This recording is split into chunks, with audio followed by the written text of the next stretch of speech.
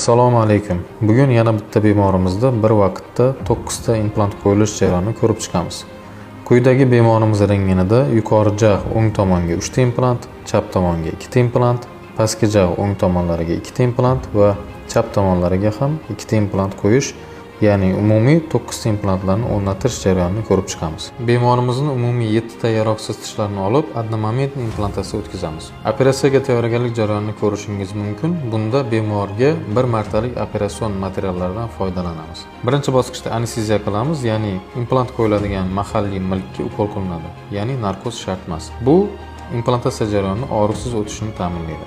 Ikkinchi bosqich milkda kesim o'tkazamiz va maxsus frezlar yordamida implant uchun joy shakllantiramiz va bu joyni rentgenda tekshirib turamiz. Uchinchi bosqichda implant ochilishi bitta korobkadan bitta steril tish implanti chiqadi. To'rtinchi, ya'ni oxirgi bosqichda implantlar qo'yib bo'lganimizdan so'ng milkni yopib tikib qo'yamiz. Hammasi a'lo darajada yakunlandi. Qo'yilgan implantlarni rentgendagi pozitsiyasini ko'rishingiz mumkin. Kimda shu bemorimizga o'xshash muammo bo'lsa, implant sentrda kutib